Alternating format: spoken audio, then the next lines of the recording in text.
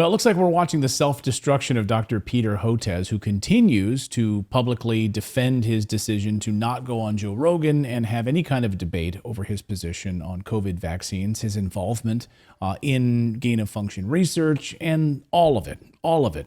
And the mainstream media seems hell-bent on doing everything it can to defend Dr. Peter Hotez, and almost as if there's money involved somehow. Well, we don't know. Dan Cohen has been tracking this story before anyone else was covering this story many, many months ago for Redacted, and is watching this sort of self-implosion happen in real time. Dan, what's the latest on this story? Well, Clayton, like you said, the media is completely coming to the defense of Peter Hotez, who has refused to defend his positions on the Joe Rogan podcast, which he has appeared on before and had a friendly platform and multiple times. So it's a total about face, a total reversal from his previous position. And if you look at his statements, the statements that Peter Hotez made in 2020, where he explicitly said that it's important for scientists to go on television channels and appear in the media to defend so-called science. Well, it's a total. He's made a complete reversal. So look at this. He says in 2020, in his article called "Combating Anti-Science," he says, "It is now increasingly apparent that it will fall to the scientists themselves to respond, engage a skeptical public, and lead the defense of science." Okay? In May 2020, right around the same time, he says the communications and missteps around the rollout of COVID-19 vaccines may require a period of damage control. He's, of course, referring to the constant flip-flopping. For example, when he said that emergency use authorization should not be used and that it's dangerous. And then, of course, he knew that later, when it was time when Trump was going to be out of office and Biden would be the president, then he was going to completely reverse. And he carries on and says, "It will be essential for the White House, together with the NIH and other elements of our science infrastructure, to shape a well-crafted vaccine communication plan that must also designate a trusted spokesperson who can articulate and carry the message." So for his strategy, it's very important to be out front. And that's why we've seen Peter Hotez on corporate media, on MSNBC, CNN, Fox, Bloomberg, all of them constantly for the past 3 years. Only when he gets a friendly platform where he's just going to be treated like some kind of genius who's unquestionable, no matter how many times he contradicts himself or outright lies.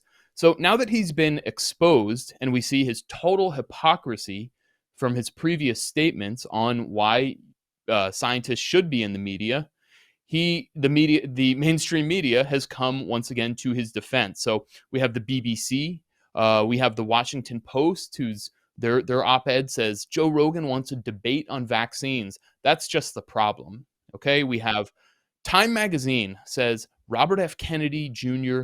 is dead wrong about vaccines. That's the op-ed from Time, which, I mean, if he's dead wrong, it sounds like it would be really easy to debunk to discredit RFK Jr., who is rising in the polls. So these guys obviously don't want to do that.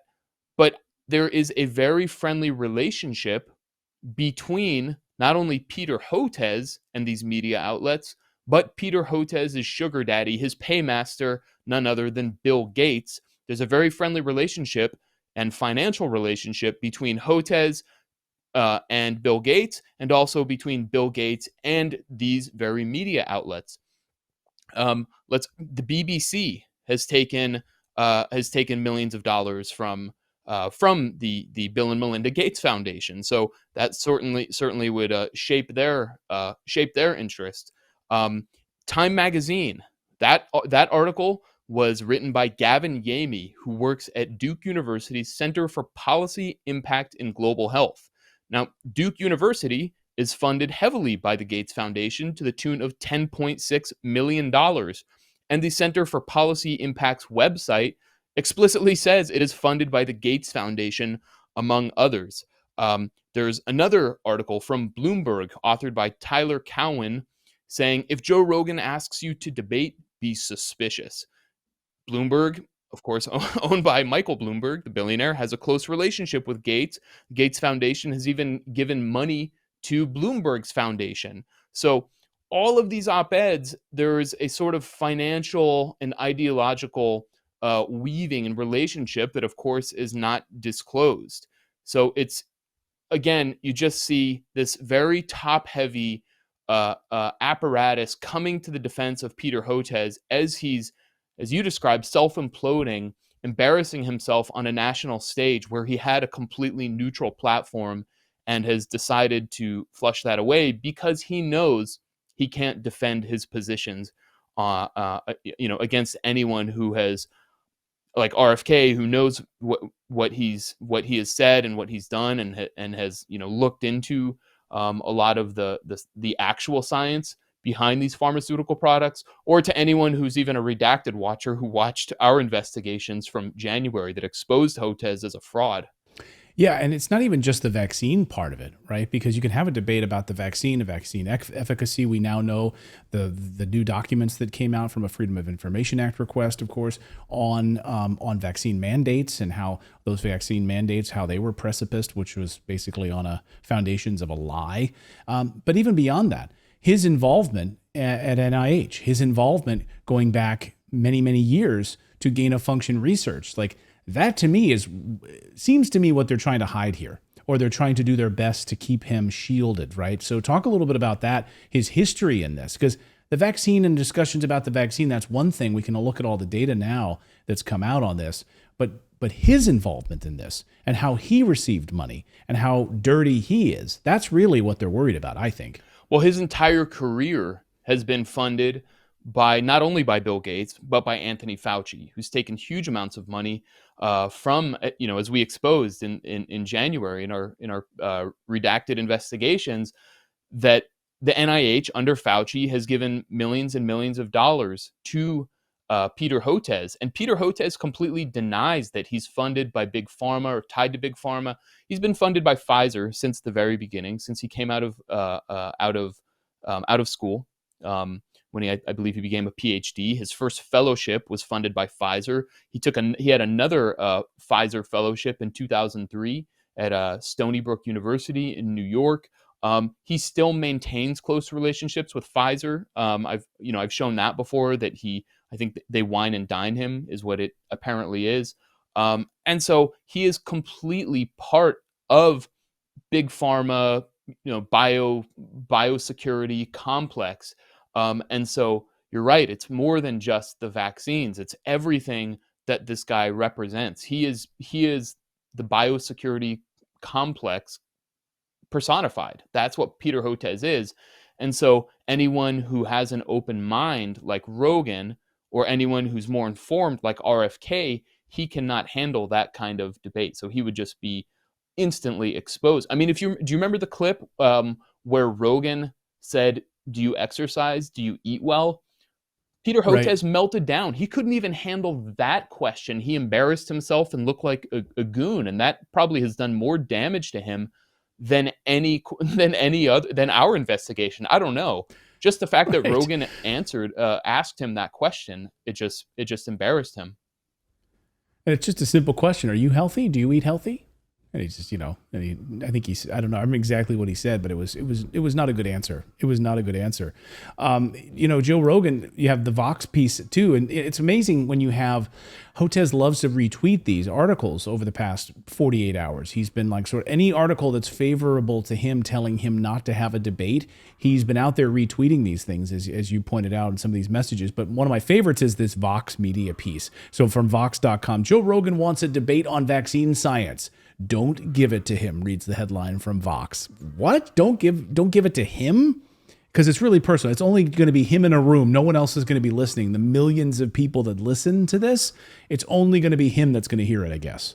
Exactly. They cannot handle any kind of questioning and any kind of debate. And I think, Clayton, the really important thing to understand about Peter Hotez is not, and what he represents really, is not just that he won't have a debate and that he's an intellectual coward and fraud, is that he actually wants to criminalize people who ask questions about vaccines and pharmaceutical products. So he has explicitly said that he wants the US government, the World Health Organization, NATO, the United Nations to treat so-called anti-science aggression, meaning, any parent who thinks, well, do I want to put this syringe full of some product I don't know anything about into my child's leg, into my infant's leg? I don't know. That person, according to Peter Hotez, should be treated as a terrorist. He literally calls them terrorists. So what does that mean? I mean, does that mean, they should be censored? Does that mean they should be imprisoned? Does that mean, I don't know, we should have the CIA's drones go and launch strikes on them because that's what we do with terrorists? That's what, we do with alleged terrorists in the United States, anywhere they are in the world. So, I mean, I don't, you get a sense. Well, this reminds me of Jimmy Kimmel. Remember when Jimmy Kimmel, sort of that same sentiment, Jimmy Kimmel during the pandemic, the quote unquote pandemic, when he said, if you die, well, that's on you then. Unvaccinated guy who gobbled horse goo, rest in peace, Wheezy. Basically that's okay, sort of like thinning out the herd, natural selection to his mind. Like, are you too stupid to get vaccinated? Therefore, you should die if you don't get vaccinated. Exactly. And anyone who doesn't go along with this, who doesn't take their own health into their own hands, do their own research, consider, that's what medicine always was, traditionally has been, is your doctor consults you and helps you make a decision, not tries to force you to do what they say under threat of censorship or arrest or anything else. But in this kind of, strange new world of medicine, Peter Hotez is the kind of, really embodies the logic and the ethos of, take the injection and shut up. And if you don't want to, then it's your fault if you die. And that's all it is. Unbelievable. Well, we continue to watch Dr. Peter Hotez. Maybe, if he doesn't want to debate RFK Jr., there's others that have stepped forward. Cardiologist, Dr. Peter McCullough, who said, I'll be happy to sit down and do a debate with him. Been on the show before, and if you want a scientist, here we go. We'll have a debate there. I would love to see it. I want to have a good discussion. I don't care if it's RFK Jr. or somebody else. Dan Cohen, thank you for this. Thank you for the updates on Dr. Peter Hotez, man who was out in front on this story many, many months before everyone else. Dan, great to see you. Thanks, Clayton.